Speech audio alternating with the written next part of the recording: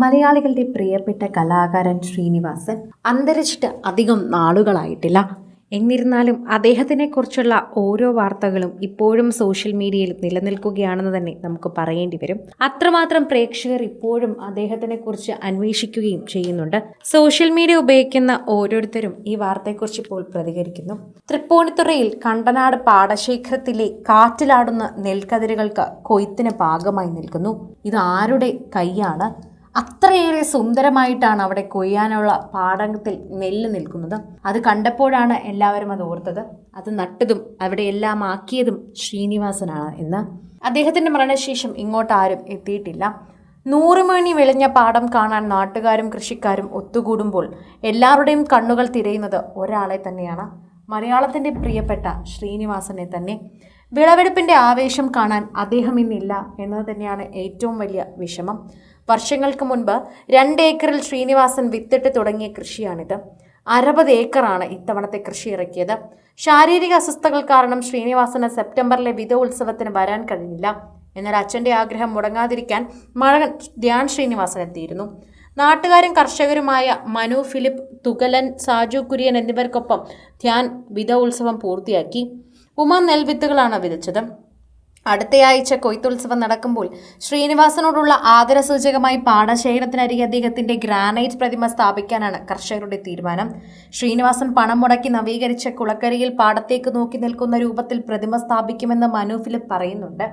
എല്ലാത്തിനും അദ്ദേഹത്തിന്റെ കുടുംബത്തിന്റെ പിന്തുണയുണ്ട്, അദ്ദേഹത്തിന്റെ മക്കളുടെ പിന്തുണയുണ്ട്. എടുത്തു പറയേണ്ടത് ധ്യാൻ ശ്രീനിവാസനെ കുറിച്ച് തന്നെയാണ്. അദ്ദേഹത്തിന് തന്നെയാണ് ഈ ഒരു കാര്യം ഇവിടെ നടത്തിയെടുക്കണമെന്ന് ഏറ്റവും അധികം ആഗ്രഹമുള്ളത്. ധ്യാനിൻ്റെ വാക്കുകൾ കൊണ്ട് കേൾക്കുമ്പോൾ തന്നെ അത് മനസ്സിലാകുന്നുണ്ട്. സോഷ്യൽ മീഡിയ ഉപയോഗിക്കുന്നവരും അത് പറയുകയും ചെയ്യുന്നുണ്ട്. ആരാധകരുടെ പ്രീതി വളരെയധികം കൃത്യമായി മനസ്സിലാക്കുന്ന ഒരു കുടുംബം തന്നെയാണ് ശ്രീനിവാസൻ്റേത്. ശ്രീനിവാസൻ എന്തുമാത്രം പ്രീതിയുള്ളൊരു മനുഷ്യനായിരുന്നുവെന്നും ജനപ്രിയനായിരുന്നുവെന്നും മനസ്സിലാക്കണമെങ്കിൽ ഈ പാടത്തിലൂടെ നടന്നു നോക്കണം. അവിടെയുള്ള ഓരോരുത്തരും ഈ പാടത്തിനെക്കുറിച്ച് പറയുമ്പോൾ ശ്രീനിവാസനെക്കുറിച്ച് പറയും. അത്രമാത്രം എല്ലാവർക്കും ഇഷ്ടമാണ്. അവിടെയുള്ളവർക്കൊന്നും അദ്ദേഹത്തിനെ മറക്കാനാകില്ല. ആ പാടത്ത് ആരും പണിയെടുക്കില്ല എന്ന് പറഞ്ഞപ്പോൾ ശ്രീനിവാസൻ വെറുതെ തുടങ്ങിയതാണ്. അവിടെ നിന്ന് ഇന്ന് ഏക്കറോളം വളർന്നു നിൽക്കുന്ന വസ്തുവായി ഇത് മാറുമ്പോഴും പാടം മാറുമ്പോഴും ഇതെല്ലാത്തിനും കാരണം ശ്രീനിവാസൻ തന്നെയാണെന്നാണ് പറയുന്നത്. വെറുതെ പറയുന്നതല്ല, മറിച്ച് അതൊരു സത്യവാക്ക് തന്നെയാണ്.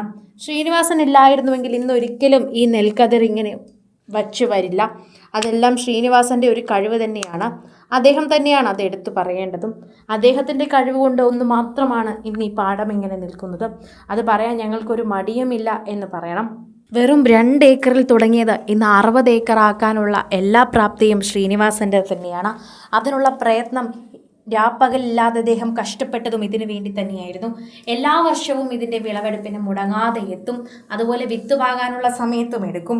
എല്ലാ സമയത്തും ശ്രീനിവാസൻ കൃത്യമായി എത്തുമായിരുന്നു. എത്രയേറെ തിരക്കുണ്ടെന്ന് പറഞ്ഞാലും അദ്ദേഹം ഈ ഒരു സമയത്ത് ഇത് വിട്ട് മറ്റെങ്ങും പോകാറില്ല എന്ന് പറയുന്നത് തന്നെയാണ് സത്യം. എപ്പോഴും വിമലയോടൊപ്പം ശ്രീനിവാസൻ ഇവിടെ എത്താറുണ്ടെന്ന് നാട്ടുകാരും ഓർത്ത് പറയുന്നു. സിനിമ, ഫാഷൻ, ലൈഫ് സ്റ്റൈൽ വാർത്തകൾക്കായി മലയാളി ലൈഫ് സബ്സ്ക്രൈബ് ചെയ്യൂ. ലേറ്റസ്റ്റ് അപ്ഡേറ്റ്സിനായി ബെൽ ബട്ടണും അമർത്തുക.